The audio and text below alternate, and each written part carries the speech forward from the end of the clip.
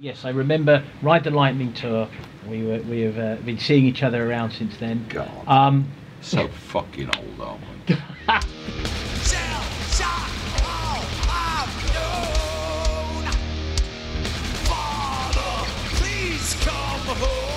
The difference between the stadium shows this summer and then coming into this.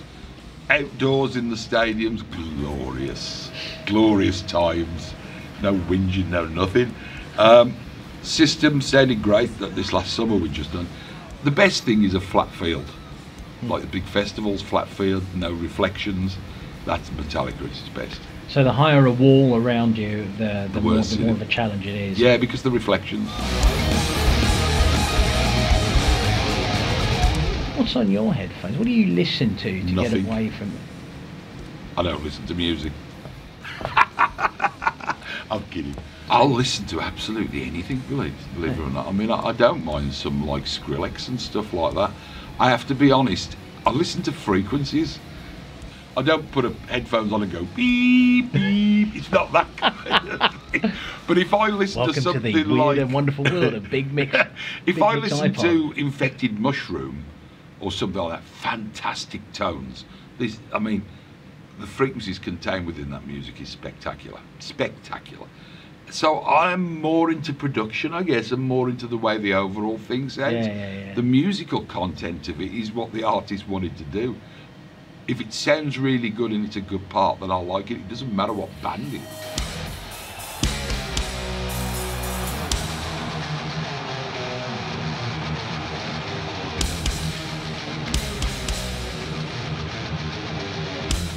Would you ever sit and like just drift off listening to Music for Airports by Brian Eno or something like that? Because that's got frequencies and tones where it's just like, no, not really, actually. No, airports to me are just shit. I don't like them, and I don't like aeroplanes, and more often than not I try to be asleep. But Pink Floyd and that kind of thing I like, you know, Jethro Tull. Yeah. I still listen to a bit of that, Yes. Yeah. Old bands, really. Yeah.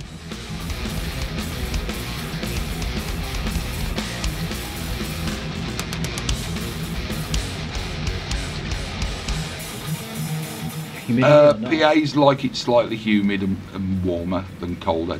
Air is dense at colder temperatures, so it offers more resistance to the audio passing through it.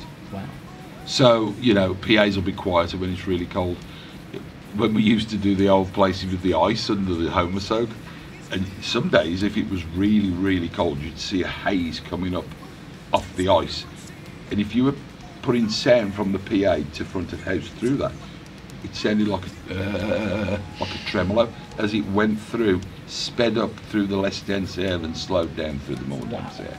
That's fucking crazy. It is crazy. It's some of the stuff. shit, I tell you, some of the shit, you know, audio, everybody thinks you put a speaker up and listen to it. They don't realise when you're doing industrial audio like we are, you know, wind's a horrendous thing for us. Temperature, humidity, altitude. Where's the ideal place? Where are the places you know? Typically, if I go there in August, it's going to be great. It's a tough one because certain things affect high end and other things affect low end. So you want a happy medium where you've got it all. I guess it's never going to be perfect. So. Well, you know, I'll tell you what happens is you get those.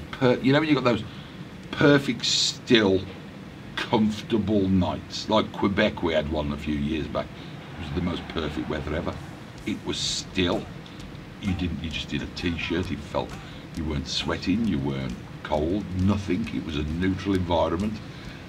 And just the fact there's no wind, it was beautiful. It was perfect. And that was one of those shows that I can remember where it's like everything aligned, which is I can probably think of in my 34 years with this band. Has probably happened 10 times in 34 years. That all the elements align to give you the environmental, my attitude, their attitude, everybody's attitude. Because you know, when you mix a band, it's like being a musician on stage. I play them like a keyboard, really, if you think about it. I have all these faders and I have at my disposal all the different sort of sounds that make up Metallica. So I do bits that make parts do what they do. So So it is like playing the band. So if I'm in a shit mood or whatever, you know, all the parts are not coming off, or, you know, Lars doesn't hit the snare as hard at that point, or James misses this vocal bit or whatever, it fucks up my little bit of plot right there. And if you get a few of them, then you're like, cool. So then you start having a bit of a bad night or whatever.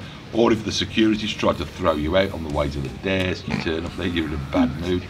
However, I have found that if I'm in a bad mood, or I frighten myself before the show to where my adrenaline's up, I have a fucking great night then normally. Yeah, I frightened myself on the way to Donington one year on my motorbike, doing 165 miles an hour down the motorway, racing a guy on a Suzuki 750 on my 1100 Kawasaki. Couldn't catch this guy.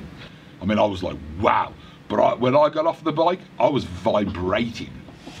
I mean, literally, my whole body was vibrating. I could feel it from head to foot, the vibration. So when I got out to the desk, I'm like, fuck yeah, we're rocking tonight.